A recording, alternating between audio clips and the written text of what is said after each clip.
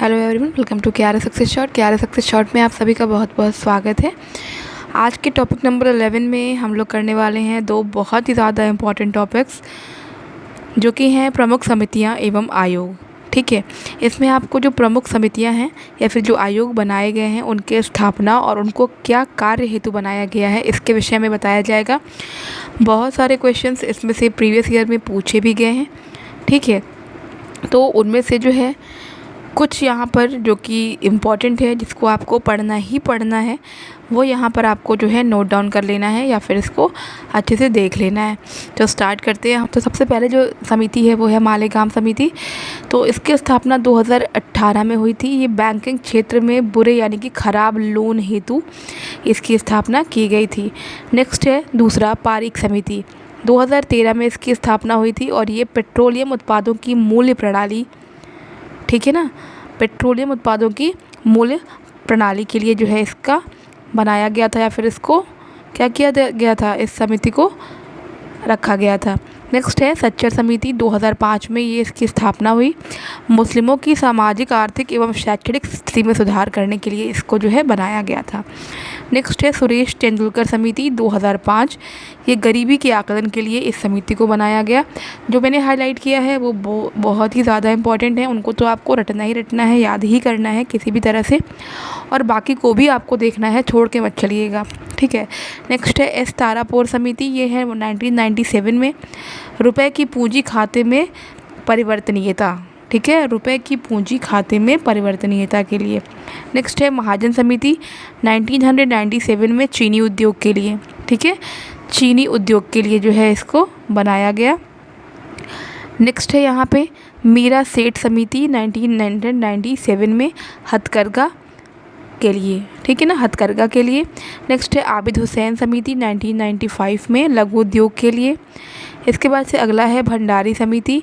1994 में क्षेत्रीय ग्रामीण बैंकों की पुनर्संरचना के लिए। ठीक है, मल्होत्रा समिति 1993, ये बीमा सुधार के लिए। नेक्स्ट है गोस्वामी समिति 1993, ये है आपकी औद्योगिक रुग्णता के लिए। अगला है जानकी रमन समिति 1992, ये है प्रतिभूति घोटाला के लिए। ठीक है, आगे बढ़ते हैं। इसके बाद से है राजा जे चिलैया समिति। 1991 में ये है कर सुधार के लिए। नरसिंगन समिति जो है 1991 में वित्तीय सुधार के लिए। गोईपोरिया समिति 1990 में बैंकिंग सेवा सुधार के लिए। खुसरो समिति 1989 कृषि एवं ग्रामीण साख के लिए।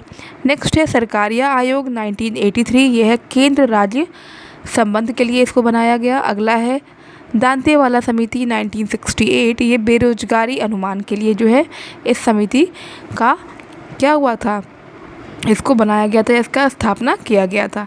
नेक्स्ट है महाल नोबिस समिति। ये 1960 में, ठीक है, आय वितरण का आकलन करने के लिए इस समिति को बनाया गया। किसके लिए? आय वितरण का आकलन करने के लिए। ठीक है, तो ये 19 समितियां हैं, इसको आपको बहुत अच्छी तरीके से देख लेना है, हाईलाइट किया गया, बिल्कुल आपको अच्छे से याद कर लेना है। तो ये हैं कुछ प्रमुख समितियां एवं आयोग।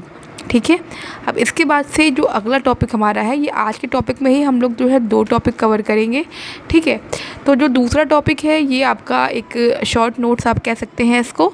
ठीक है, इसमें कुछ चीज़ों के बारे में, जैसे मेक इन इंडिया के विषय में जो इम्पोर्टेंट है, क्या इसका उद्देश्य क्या है, ठीक है, सेज नीति क्या है, इसके विषय में आपको 2 लाइन बताऊंगी जो कि इम्पोर्टेंट है, या फिर कुछ इम्पोर्टेंट डेट्स हैं जिनको आपको याद रखना ही होगा। नेक्स्ट आप देख सकते हैं यहाँ पे है मेक इन इंडिया। ठीक है, मेक इन इंडिया कार्यक्रम, इसका उद्देश्य क्या है, तो नौकरशाही के ढीलापन को दूर करना, लाल फीताशाही को हटाना, विकसित आधारभूत संरचना द्वारा विनिर्माण की लागत कम करना, उत्पादों को प्रतियोगी बनाना तथा ease of doing business index में सुधार करना शामिल है। ठीक है, ये है आपका मेक इन इंडिया का उद्देश्य। इस कार्यक्रम का, जो मेक इन इंडिया कार्यक्रम है, इसका आपको मेनली उद्देश्य जो है ध्यान रखना है कि किस उद्देश्य के लिए मेक इन इंडिया कार्यक्रम जो है चलाया जाता है, या फिर इसका जो है, इसको जो है, इसकी जो है नींव रखी गई। ठीक है ना, मेक इन इंडिया किस लिए प्रचलित है, मेक इन इंडिया का उद्देश्य क्या है, ये कार्यक्रम क्यों चलाया जाता है। ठीक है, नेक्स्ट है आपका सेज नीति। तो सेज नीति क्या है, भारत सरकार के द्वारा जो है अप्रैल 2000 में घोषणा ठीक है, इसकी हुई थी भारत सरकार के द्वारा 2000 यानी कि सन 2000 में अप्रैल में इसकी घोषणा की गई थी। अब है क्या सेज नीति? तो यह एक शुल्क मुक्त आर्थिक क्षेत्र है जहां पर व्यापार संचालन और शुल्क एवं तट कर में काफ़ी छूट प्राप्त होती है। ठीक है, और भारत सरकार के द्वारा विशेष आर्थिक क्षेत्र अधिनियम, ठीक है, भारत सरकार के द्वारा विशेष आर्थिक क्षेत्र अधिनियम वर्ष 2005 में पारित किया गया था, जो कि फरवरी 2006 से प्रभावी हुआ। तो यही है सेज नीति।